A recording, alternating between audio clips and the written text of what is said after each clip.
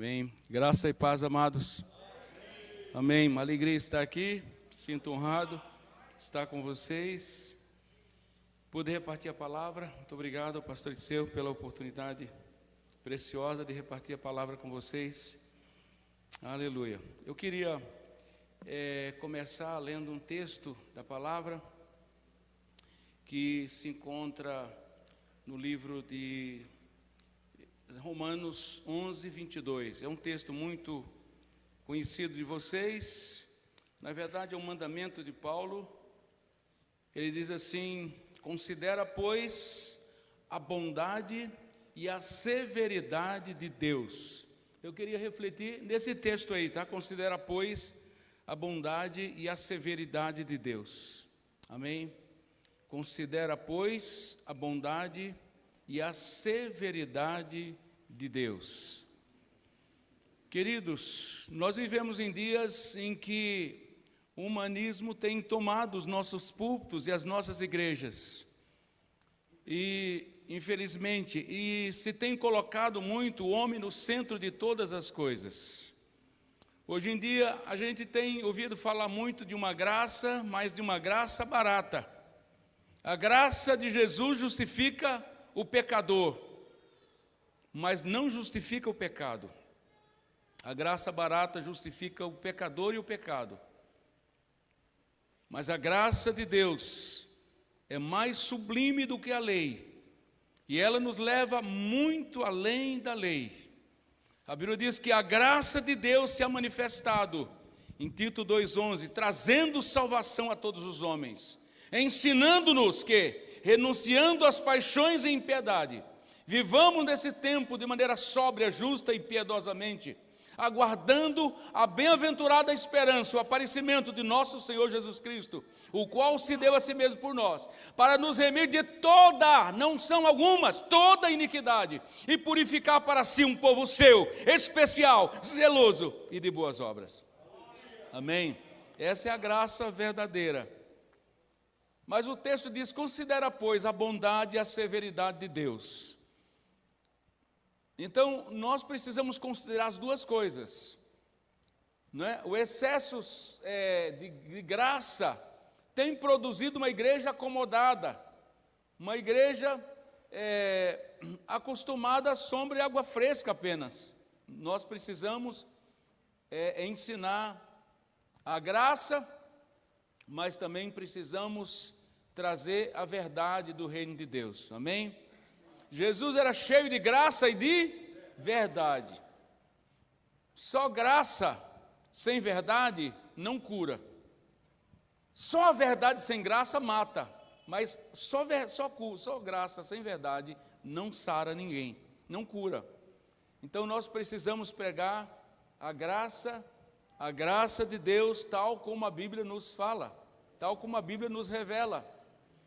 Então nós precisamos mostrar bondade e severidade de Deus. Amém, amados?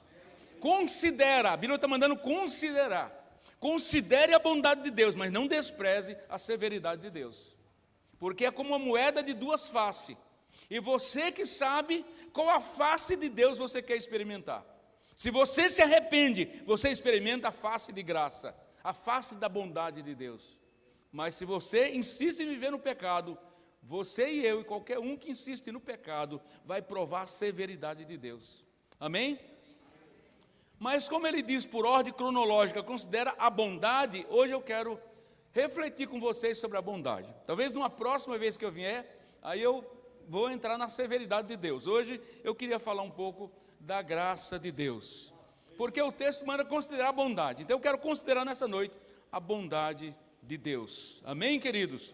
Para conosco, mas não se esqueça, eu vou mostrar só uma face de Deus, tá bem? Eu sei que aqui os irmãos têm pregado o evangelho completo, e o evangelho revela as duas faces de Deus, bondade e severidade. Amém, queridos?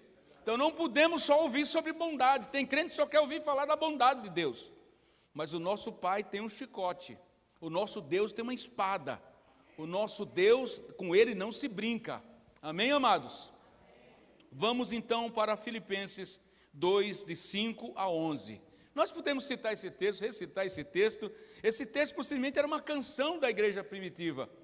Vamos recitá-lo então? De sorte que haja em vós o mesmo sentimento que houve também em Cristo Jesus, que sendo em forma de Deus, não teve por usurpação ser igual a Deus, mas aniquilou-se a si mesmo, tomando a forma de homem, e achado em figura humana, foi obediente até a morte, morte de cruz, pelo que também Deus exaltou soberanamente e lhe deu um nome acima de todo nome, para que ao nome de Jesus se dobre todo o joelho dos que estão nos céus, na terra e debaixo da terra, e toda língua confesse que Jesus Cristo é o Senhor, para a glória de Deus Pai. Amém? Aleluia. Muito bem. Vamos voltar um pouquinho em 2 Samuel, capítulo 9. E nós vamos ver uma exemplificação da bondade de Deus. Amados, de Gênesis a Apocalipse, todas as páginas da Bíblia você vai encontrar Jesus. Cada personagem bíblico, se você vai investigar um pouquinho mais, você vai descobrir o próprio Jesus. De Gênesis a Apocalipse, a Bíblia tem uma finalidade: revelar o bendito Senhor Jesus Cristo. Amém? Olha só, eu quero começar um pouquinho só para você ver a similaridade, a semelhança com Cristo. Diz assim, verso 8:13, antes da gente ir para o 9, 8:13, ganhou Davi renome, quando ao voltar de ferir os sírios, matou 18.000 no Vale do Sal, e pôs guarnições em Edom, e em todo Edom pôs guarnições, e todos os edomitas ficaram por servos de Davi, e o Senhor lhe dava vitória, e o Senhor dava vitórias a Davi, por onde quer que ia. E agora vamos para o capítulo 9, todo 9, diz assim: disse Davi, resta ainda porventura alguém da casa de Saul, para que use de bondade com ele, por amor de Jonatas? E havia um servo na casa de Saul, cujo nome era Ziba. Chamaram-no que viesse a Davi. E perguntou-lhe o rei, és tu Ziba? Respondeu, eu mesmo, teu servo. E disse-lhe o rei, não há ainda alguém da casa de Saul, para que use eu de bondade de Deus para com ele? Então Ziba respondeu, ainda há um filho de Jonatas, aleijado de ambos os pés. E onde está? Perguntou-lhe o rei. Ziba lhe respondeu, na casa de Maquir, filho de Amiel, em Lodebar. Então mandou o rei trazê-lo de Lodebar, da casa de Maquir, filho de Amiel. E vindo Mefibosete, filho de Jonatas, filho de Saul, a Davi, inclinou-se, prostrando com o rosto em terra. E disse-lhe Davi, Mefibosete. E ele disse, eis-me aqui teu servo. Então lhe disse Davi, não temas, porque usarei de bondade para contigo, por amor de Jonatas teu pai, e te restituirei todas as terras de Saul teu pai, e tu comerás pão sempre à minha mesa. Então se inclinou e disse, quem sou eu, teu servo, para teres olhado para um cão morto, tal como eu? Chamou Davi a Ziba, servo de Saul, e lhe disse, tudo o que pertencia a Saul, e toda a sua casa, dei-o ao filho do teu senhor. Trabalhar-lhe-ás, pois, a terra, tu e teus filhos e teus servos, e recolherás os frutos, para que a casa de teu senhor tenha pão que coma. Porém, Mefibosete, filho de teu senhor, comerá sempre à minha mesa. Tinha Ziba 15 filhos e 20 servos. E disse Ziba ao rei, segundo tudo quanto o meu senhor manda, o teu servo assim o fará. Comeu, pois, Mefibosete à mesa de Davi, como um dos filhos do rei. Tinha Mefibosete um filho pequeno, cujo nome era Mica. Todos quanto moravam na casa de Ziba eram servos de Mefibosete. Morava Mefibosete em Jerusalém, porquanto comia sempre à mesa do rei, e era coxo de ambos os pés. Senhor Jesus, nesta noite estamos diante da porção da Tua palavra, e nós queremos mais uma vez ouvir a Tua voz. Assenta-te conosco e nos ensina, como outrora fazia na casa de Lázaro, Marta e Maria, teus amigos. Por favor, nos instrui, porque estamos aos teus pés para ouvir a tua santa e gloriosa voz. Fala conosco, Jesus, nós te pedimos no teu nome, querido. Amém, Jesus. Aleluia. Amém, queridos. Eu queria então, dentro desse tema bondade de Deus, refletir sobre a graça que dignifica o homem. Você pode repetir comigo? A graça que dignifica o homem. Amém. Vamos refletir sobre esse assunto. Amados, aqui nós temos Davi representando o próprio Senhor Jesus. Ele é uma figura, aqui ele personifica o próprio Jesus na sua graça maravilhosa. Queridos, em quase todas as religiões são comuns as palavras misericórdia, bondade, justiça. Essas palavras são comuns, mas somente no cristianismo existe a palavra graça. Em outras religiões, nem no islamismo, nem no confucionismo, nem no brahmanismo ou qualquer outro ramo, tronco das religiões mundiais, existe a palavra graça. Só no cristianismo existe a palavra graça. E o que é graça?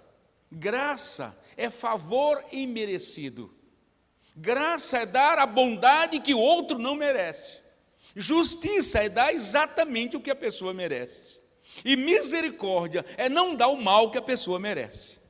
Graça, misericórdia e justiça. Graça é o favor imerecido. É dar algo precioso, extraordinário a quem não merece nada. E a história de Mefibosete revela esta graça de Deus em sua vida. Vamos então mergulhar um pouquinho na história de Mefibosete. O nome Mefibosete significa exterminador de ídolos. Exterminador de ídolos. Esse menino, quando ele tinha 4 anos, está aqui em 2 Samuel 4:4, quando chegou as notícias da guerra que havia no Monte Gilboa, que Saul morreu na guerra com todos seus filhos, aliás, quase todos, somente esse era o único descendente da linhagem de Saul, porque todos os filhos morreram, praticamente todos os filhos morreram no Monte Gilboa. E quando chegou as notícias de que eles haviam morrido, e quando as tropas filisteias e a guerra vinha, eles iam varrendo por tudo. Era uma máquina de matar e acabando com tudo, estuprando as mulheres, destruindo, matando os velhos, acabando com tudo, incendiando a cidade. E era natural o pavor daquela babá, a mulher, a moça que cuidava, a ama que cuidava de Mefibosete, na pressa deixou o menino cair e ele quebrou os 2 pés. E esse menino foi levado para muito distante, para uma cidade chamada Lodebar. E lá ele viveu no exílio por aproximadamente 20 anos, esteve no exílio. Lodebar significa terra do silêncio, onde não se fala, terra do exílio, terra do anonimato, terra do ninguém, terra sem futuro, terra arrasada. Era lá onde ele foi se esconder. Em outras palavras, Lodebar era um depósito de lixo humano. Iam para lá os leprosos, os desterrados, aqueles que não tinham nenhum valor para a sociedade, eram jogados em Lodebar. Lodebar distava de Jerusalém quase mais de 3.000 quilômetros. Era muito distante mesmo. E Davi mas Davi assume o trono. E é interessante que diz que quando ganhou Davi mais renome, o primeiro texto aí do 8:14, 8:13, ganhou Davi mais renome, ao voltar de ferir os Círios, quando ele passou no vale do Sal, ele ganhou mais renome, ganhou o renome. Aqui Davi, amados, tornou-se a personalidade mais importante de seus dias. Ele elevou Israel à potência de nação, a nação mais poderosa, a nação mais vitoriosa de seus dias. Levou aos anos dourados Israel. Ela atingiu o seu pico máximo em glória, o seu PIB, a sua economia, a cultura, o seu poder militar, tornou-se a maior potência da época. E Davi se tornou um homem poderoso, o homem mais poderoso dos seus dias. Ele guerreou todas as guerras do Senhor, estabeleceu o governo de Israel por todas as nações próximas, ganhou um renome Ele era um homem famoso, mas ganhou muito mais renome. E quando ele se assenta no trono, todo mundo diz: agora Davi vai exterminar todos os descendentes de Saul, porque afinal de contas Saul o perseguiu para matar de todas as formas, e agora ele vai fazer a vingança, ele vai exterminar como uma barata, como um inseto, todos os descendentes de Saul. Mas Davi tem uma atitude inédita. Em vez de ele dizer: tem alguém para me exterminar e matar, e era uma atitude muito comum nos seus dias, porque quando um rei, o primeiro ato de governo de um rei ao tomar posse do trono, era matar os descendentes de todos os antecessores, para não correr o risco deles se reorganizarem politicamente e tomarem de novo o trono. Mas Davi tem uma atitude inédita. Todo mundo pensa que ele vai matar, mas ele tem uma atitude diferente. Diz: e resta alguém ainda? E ele fala, insiste: resta alguém da família de Saul para que eu faça bem por amor de Jonatas? E ninguém sabia o paradeiro desse povo, mas sabiam que tinha lá um ministro da casa civil, um homem muito próximo de Saul, e mandou chamá-lo. Seu nome era Ziba, e diz: Ziba, resta ainda, e ele repete a frase: resta alguém da casa de Saul para que eu faça bem por amor a Jonatas? E ele disse: existe um, ó rei, mas ele é coxo de ambos os pés. Ele esperava que talvez o rei desistisse, porque afinal de contas, o que um rei tão poderoso, um rei cuja agenda estava lotada, e uma fila de diplomatas, de reis e rainhas, querendo negociar com seu país, esperando a hora de ter o privilégio de se assentar cara a cara com Davi, para negociar com a sua nação. Mas Davi, com quanto um homem tão cheio de compromissos, ele para a agenda para procurar gente que não servia para nada aos olhos da sociedade. Ele diz: resta alguém? E ele repete a mesma pergunta para Ziba, quando Ziba vem. Mas quando Ziba dá essa resposta, talvez Ziba esperasse: bom, ele vai desistir, porque um rei tão poderoso, o que vai querer com um miserável, com um miserável aleijado, coxo de ambos os pés?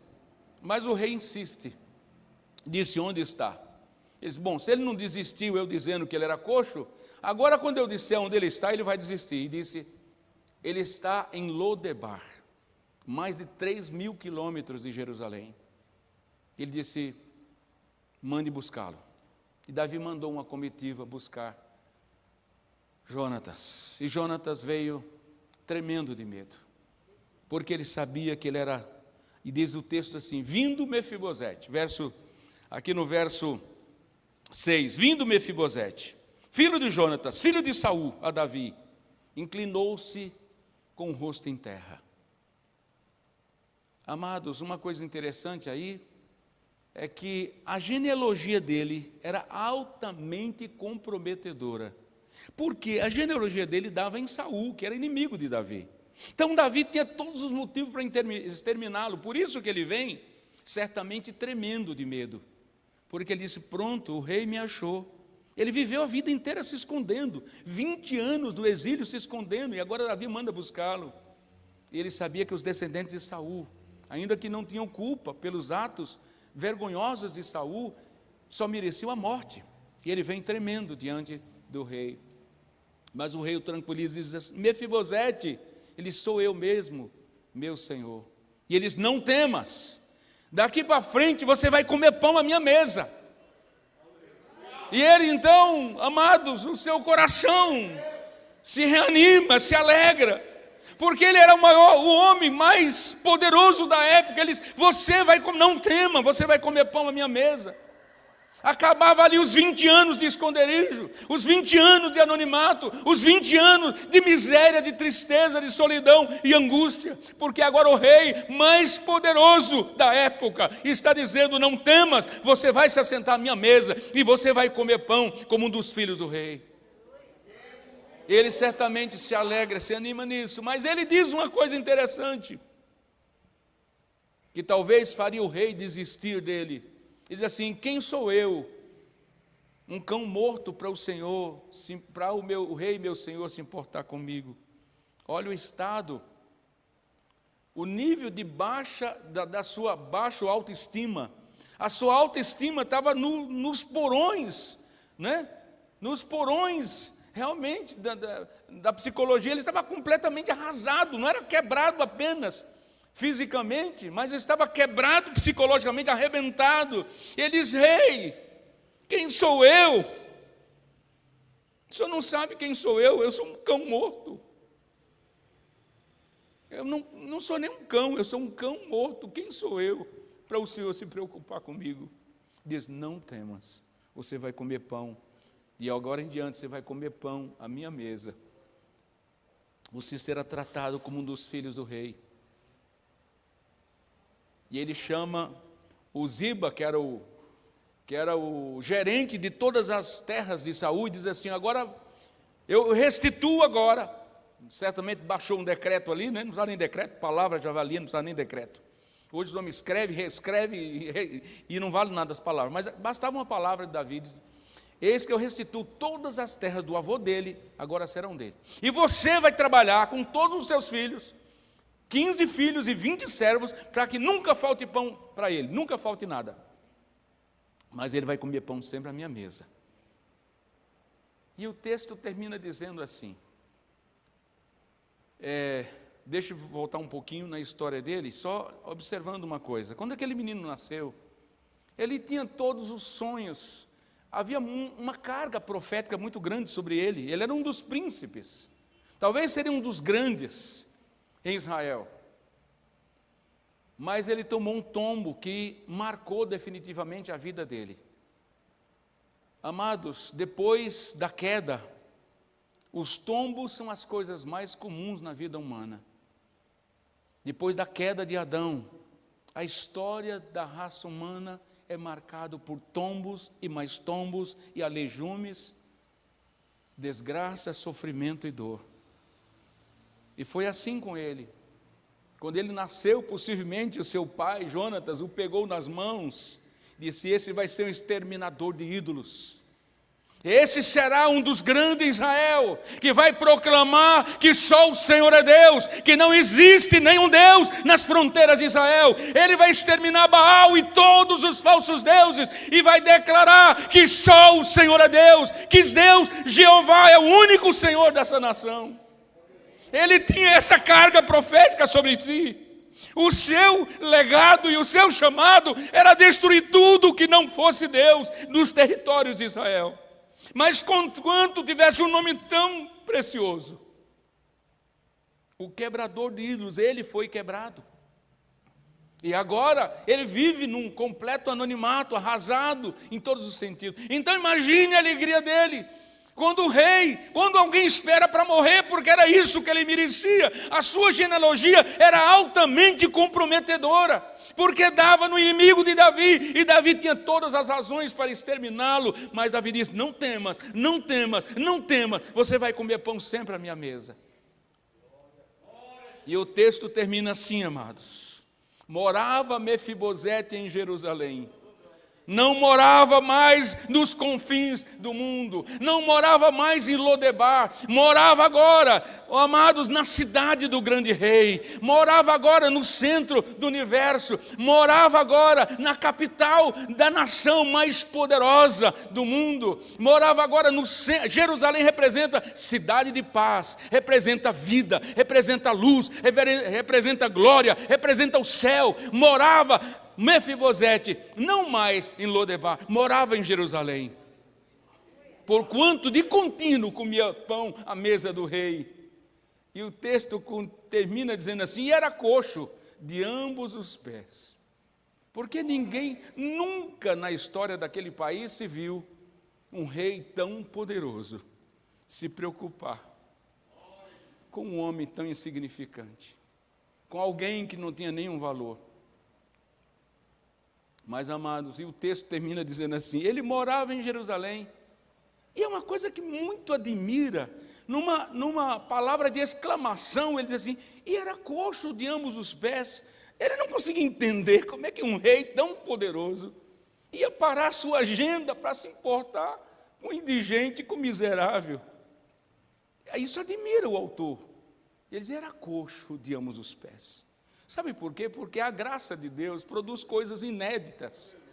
Aquilo que o olho não viu, o ouvido não ouviu, nem subiram ao coração dos homens, são as coisas que Deus preparou para aqueles que o amam. A graça de Deus produz coisas inéditas, coisa que você nunca ouviu falar, nunca ouviu. Mas a graça é capaz de produzir coisas inéditas, nunca ninguém viu um coxo, um rei tão poderoso se preocupar com um coxo. Agora, amados, vamos então trazer para as nossas vidas, porque essa história não é apenas a história de Saul, de Davi e Jonatas, é a minha história e a sua história e a história de Jesus. Esse texto conta a nossa história, amém? Nós éramos esse Mefibosete. Quero perguntar aqui, quem nunca tomou um tombo na vida? Quem nunca passou pelo vale da sombra da morte? Quem nunca tomou um tombo financeiro, ou um tombo, sei lá, psicológico, ou moral, ou... Amados, a história da humanidade é marcada por tombos e quedas. Mas graças a Deus, que Davi não desistiu de Mefibosete. E a boa notícia que eu quero dar, por isso lemos Filipenses 2, que é um rei assentado num trono, o rei todo-poderoso. Ele tinha um nome glorioso, lá em Isaías 6, mostra os anjos, arcanjos, querubins e serafins adorando, e dizendo, santo, santo, santo é o Senhor, os céus e a terra estão cheios da sua glória. Ele tinha muita glória. Mas quando ele veio ao mundo, ele veio, o seu nome era Jesus, foi profetizado no último versículo, acho que verso 23 de Mateus capítulo 1, o seu nome, daria o seu nome Jesus. Davi, quando passou pelo Vale do Sal, quando empreendeu a grande batalha da sua vida, ele ganhou mais renome. Jesus já tinha nome, mas ele ganhou renome.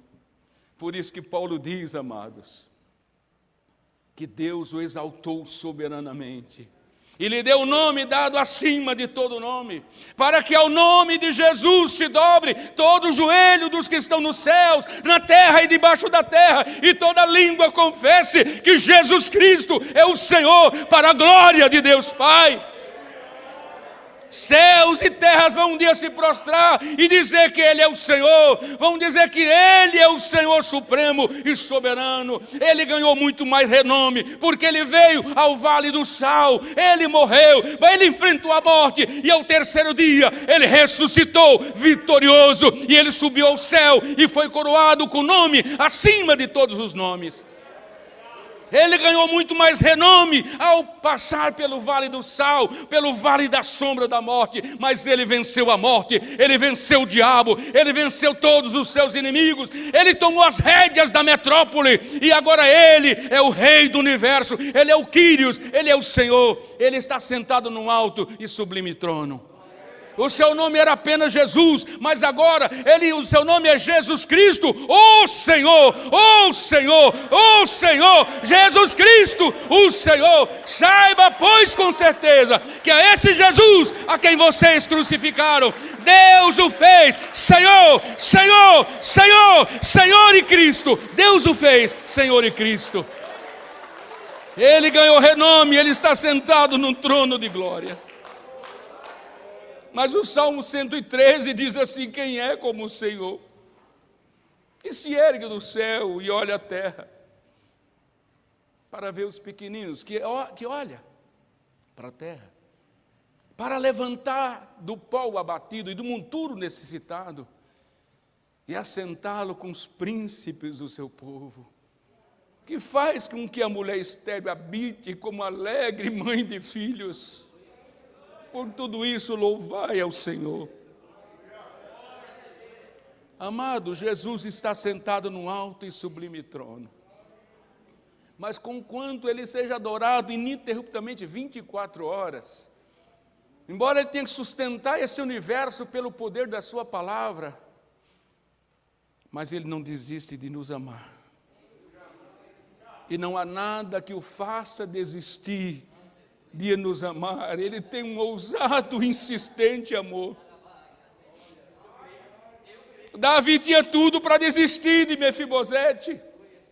Era aleijado, era um inútil. Mas ele estava longe demais. O pecado nos inutilizou e nos levou para longe de Deus. Mas o rei que está sentado no trono, ainda hoje, ele está procurando pessoas quebradas, arrebentadas, destruídas, dizendo: vinde a mim, todos que estáis cansados e oprimidos, e eu vos aliviarei. O rei que está no trono se importa com você. Ele não desistiu de você.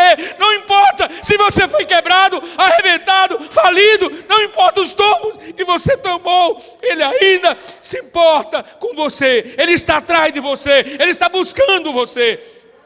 Não importa qual o tombo que você tomou, não importa o que a sociedade fala a seu respeito, o único que poderia te mandar para o inferno resolveu trazê-lo para junto dele e mudar sua vida e sua história. O rei que está sentado no trono resolveu te amar, e mais ainda, ele resolveu te trazer para perto dele. Resolveu pagar todo o preço para acabar a distância que havia entre nós e ele. Ele resolveu nos amar. E não há nada que faça ele desistir de nós. Ziba tentou dissuadi-lo a continuar em busca de Mefibosete, mas ele não desistiu.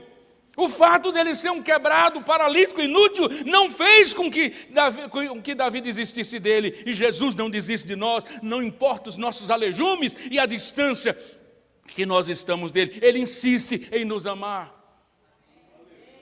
Querido, outra coisa importante, a genealogia desse menino, no verso 6, fala, olha onde vai dar a genealogia dele. Vindo Mefibosete, filho de Jonatas, filho de Saul. Uma genealogia complicada. Talvez se a sua história, a sua genealogia, você pode dizer para mim: ah, pastor, mas eu sou filho de uma prostituta, de uma mãe solteira, nem sei quem é meu pai, meu nome só tem o nome da minha mãe, eu não sei nem quem é meu pai, você não sabe a minha história, você não sabe de onde eu vim, você não conhece a minha história, mas eu sei que há um Deus que resolveu te adotar, que conhece a tua história. Há um Deus que resolveu te amar, que conhece a sua história e a sua genealogia, e quero dizer que não existe história negra que o seu sangue não branqueie, não mude, não altere definitivamente. Não existe nenhuma história comprometedora, nenhuma genealogia comprometedora. A minha e a sua genealogia chega em Adão, que é o nosso pai, que é o inimigo de Deus, que jogou a humanidade no inferno. Mas mesmo assim, o Senhor poderia ter desistido de nós, mas não desistiu. Ele insiste em nos amar. Não importa a sua genealogia, não importa a sua história, o seu passado, o rei que está sentado no trono nessa noite está à procura de você. Amém? O rei que te procura, o rei que se assenta no trono, ele quer trazê-lo para a mesa, não quer você comendo migalhas, não quer você comendo lixo desse mundo, quer você assentado na mesa, provando da sua graça, do seu amor, da sua bondade, dos seus mistérios, das coisas que os olhos não viram. Ele te chama a sentar à mesa com ele. Amém, queridos? A graça de Deus, amados, é realmente impossível de se medir, de se quantificar. O próprio Jesus diz: porque Deus amou o mundo de tal maneira. Nem Jesus definiu o tamanho do amor de Deus, de tal maneira. Amados, uma vez, uma mulher foi atrás de Jesus. A mulher era sírio-fenícia, não era nem, era grega ela, de origem sírio-fenícia, não era nem de Israel. Ela foi atrás de Jesus, disse: Senhor, me socorre, a minha filha está miseravelmente doente, endemoniada. Imagine o estado daquela moça, daquela menina. Uma pessoa endemoniada já é uma coisa terrível. Imagine miseravelmente endemoniada, o que é isso? E ela vai atrás. Os discípulos falam: Senhor, manda essa doida embora. Ela fica gritando: Senhor, puxa vida, é vergonha para nós. Jesus, dá um jeito nessa situação. E ela continua clamando. Não importa o que os fariseus digam, continue orando, continue orando, continue orando, continue buscando, continue insistindo. E Jesus deu uma palavra e disse assim: mulher, eu não fui enviado senão as ovelhas perdidas da casa de Israel. Mas ela não desistiu. Ela não desistiu, ela continuou. E o Senhor deu uma segunda palavra: mulher, não é lícito pegar do pão dos filhos e dar aos cachorrinhos. Hoje cachorro come melhor do que gente, né? Melhor do que muitas crianças. Não dá para se falar mais isso. Cachorro hoje, chique, não come migalha não. Quem come migalha são as crianças e os abandonados, né? Os moradores de rua. Eles comem do melhor. Mas naquela época era assim, pelo menos no meu tempo, cachorro comia se sobrasse, que nem sobrava, a gente lambia o prato, porque não tinha nem comida para comer ainda. Entregava o prato limpo para a mãe, porque nem comida tinha para comer. Mas ela diz assim, Jesus diz: não é lícito pegar o pão das crianças e dar aos cachorrinhos. E ela dá uma palavra, amados, que admira Jesus, que quebra o coração de Jesus. Ele diz: sim, Senhor, mas também as crianças, mas os cachorrinhos comem da migalha de seus senhores. Jesus disse: ô mulher, que revelação tremenda que ela teve.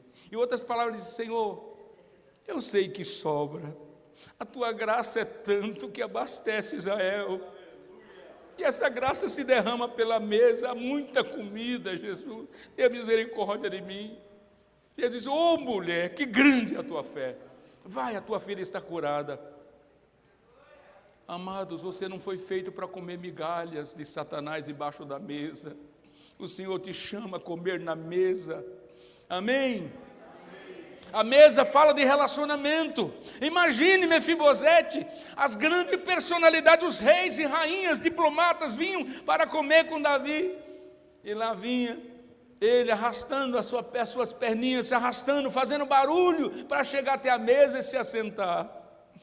Mas naquela grande mesa, o aleijome de Mefibosete era escondido debaixo da toalha, porque ali a graça de Deus cobre todas as nossas marcas do passado, todas as nossas vergonhas, todos os nossos aleijumes, a graça de Deus cobre.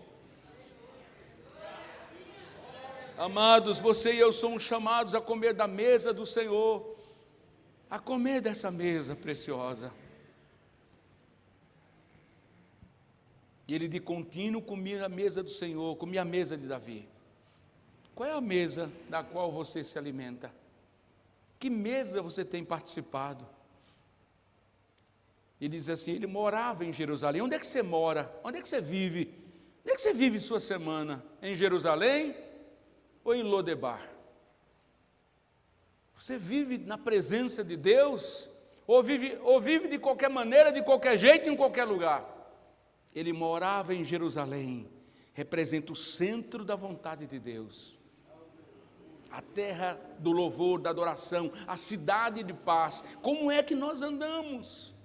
Esse rei nos chama para a mesa, e a mesa é lugar do relacionamento, porque nosso Deus é um Deus relacional, é um Deus que se relaciona com o homem, é um Deus que antes de tudo, Ele chama para a mesa, porque tudo começa no relacionamento com Deus. Antes de Deus querer o nosso ministério, Ele quer o nosso coração. Antes de querer as tuas mãos, Ele quer o teu coração. Por isso Ele chama para a mesa, porque a mesa é lugar de relacionamento.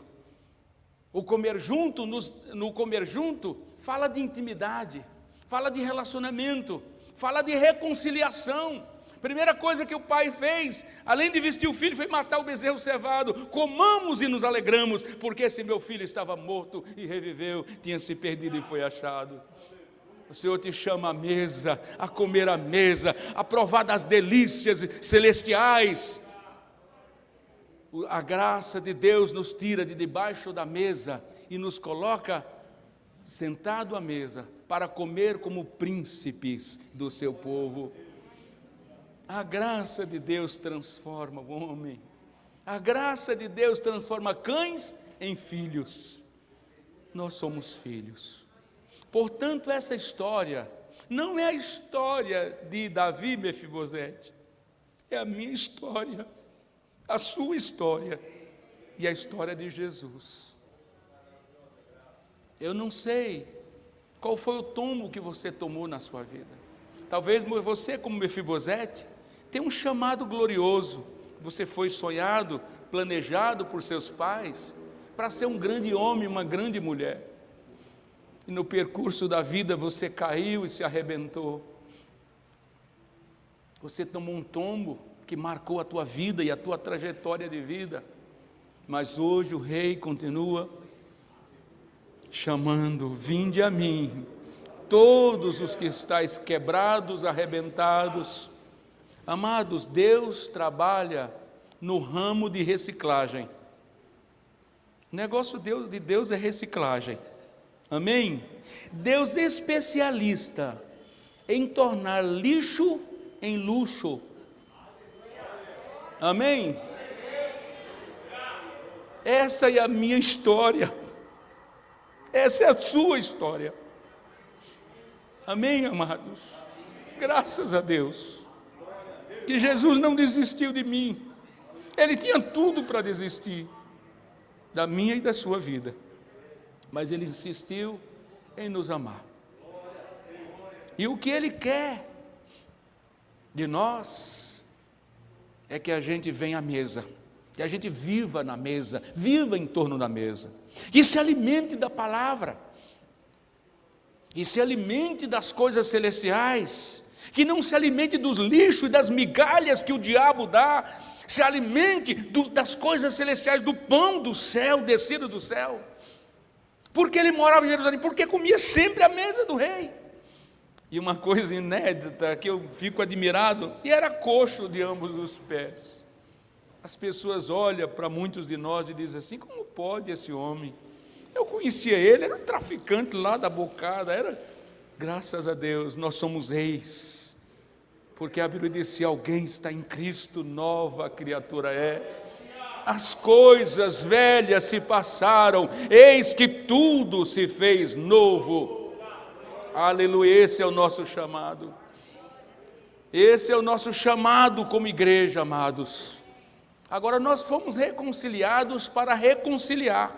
Essa mesa, quando Jesus se assenta à mesa na casa de Levi, de Mateus, e todos criticam a Jesus, né? Jesus diz assim: olha, os sãos não precisam de médico, e sim os doentes. Eu não vim chamar justos, vim chamar pecadores. Porque, repito, o nosso Deus trabalha no ramo de reciclagem. Ele é o Deus que recicla a vida. Ele é o Deus capaz de tornar os lixos dessa sociedade em verdadeiro luxo de vida, de graça, de glória. Somente por isso que o salmista diz: quem é como o nosso Deus? Ninguém é como o nosso Deus. Amém, amados? Lembra do episódio daquela mulher adúltera no capítulo 8 de João? Amados, eu quero dizer, só tem 3 classes de gente na face da terra. Ali tinha 2 classes diante da mulher adúltera: os pecadores, uma pecadora flagrada e os pecadores camuflados. Pecadores em que os olhos humanos não conseguiam vê-los, por isso eles estavam com pedras na mão para matar aquela mulher. E perguntam para Jesus: e aí, o que nós vamos fazer? A lei manda matar, e o Senhor diz o quê? O Senhor vai mandar perdoar? O Senhor vai mandar inocentar uma adúltera? Jesus disse: aquele que não tem pecado, seja o primeiro a tirar pedra. E começando dos mais velhos até os mais novos, todos foram embora. Amados, ali só existia 2 tipos de pecadores: a pecadora flagrada e os pecadores camuflados, mas que eram tão pecadores quanto ela. Só que eles não foram flagrados, a sociedade não os flagrou, mas eles eram tão ou mais pecadores do que aquela pobre mulher. E a terceira classe de pecadores, pecadores redimidos, pecadores remidos que somos nós. Graças a Deus, fomos remidos. O pecado é só por origem, não é por prática, porque quem vive no pecado é do diabo. Lembra o que Jesus falou para aquela mulher: vai e não peques mais, chega de pecado. O salário do pecado é a morte. Vai e não peques mais. É isso que Ele quer de você. Vai e não peque. Agora, queridos, alguém que foi tão amado, que conhece essa graça, não pode ficar em silêncio. Não dá para ficar em silêncio. Davi mandou a mensagem de anistia e perdão a mais de 3.000 quilômetros. Nós precisamos sair aos valados. Nós não podemos, igreja, guardar esse amor para nós. Nós não temos o direito, como aqueles leprosos, comeram, se fartaram, se vestiram do bom e do melhor e falaram: ei, nós nos fazemos bem. Hoje é dia de boas novas. Se nos calarmos, algum mal nos sobrevirá. Desde o dia que Jesus se estendeu as mãos e te levantou e chamou para a mesa, você tem uma grande responsabilidade. Proclamar essa graça a todos os homens. Amém? Aqui e lá. Aqui evangelismo, lá missões. Mas nós precisamos pregar o Evangelho. O Evangelho é a única mensagem capaz de transformar lixo em luxo. O Evangelho é a única esperança dessa sociedade e desse mundo. O Evangelho é o poder de Deus para a salvação de todo aquele que crê. E nós somos chamados a buscar, essa é a missão da igreja, buscar os Mefibosetes da vida. Nós precisamos buscá-los. Eles estão, Jesus diz: saia aos valados, saia às encruzilhadas, saia aos montes, saia a todos os lugares e força-os a entrar para que a minha casa se encha. Esse rei continua com as portas abertas e há muitos lugares. Senhor, já fizemos, o Senhor mandou e ainda há lugar. Na mesa há lugar para mais um dos filhos. Amém. Aleluia.